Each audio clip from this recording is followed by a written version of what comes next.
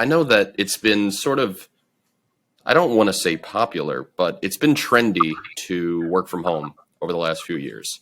Um, but working completely remotely is still subject to controversy. So when do you think that lawyers have to make that transition, and when can they know that it's time for them to transition to a virtual office? Okay, also a great question. I love this. First of all, I don't think they have to do anything. I never tell my clients, you have to do this. Secondly, of course, practice areas come into play, right?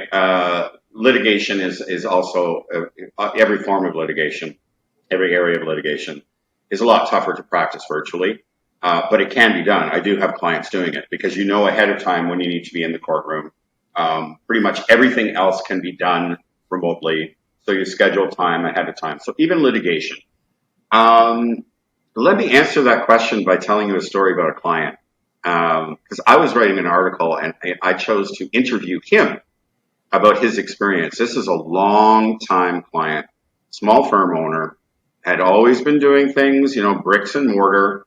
COVID hit, everyone was forced into lockdown. Okay. And as he was explaining it over the course of the first year, as people worked out the glitches, everyone was working out glitches from working from home, discipline, whatever home situation they were dealing with, like children or spouse or whatever, right? Everybody had different scenarios. But by the end of the first year, he said people were really starting to enjoy it. And the clients were really starting to enjoy it. And he admitted it was no great epiphany on his part. Now, I have to say he is one of the smartest entrepreneurial lawyers I've ever had as a client. But he admitted it wasn't, oh, I'm so smart, I'm going to go virtual now. It was happenstance. And he just looked around and went, why would we ever go back? He owned the property for his office. He sold it. They have now been completely virtual for about a year and a half. And he's not only maintained, he's growing. Because here's the other thing about virtual.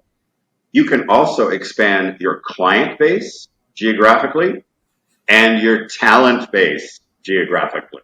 So now instead of, having to be within an hour driving distance or transit for your employees, your staff and lawyers, you can be all over the state or all over the province, right? So I like that story because he's never, and one thing he says now, instead of being on the highway at 20 to 9, looking at my watch going, uh-oh, I'm not going to make that client meeting. He's sitting casually at the kitchen table, drinking coffee, reading the newspaper with his wife, having quality time. So I go back and I ask, when is the time right? When you decide, I want to go virtual.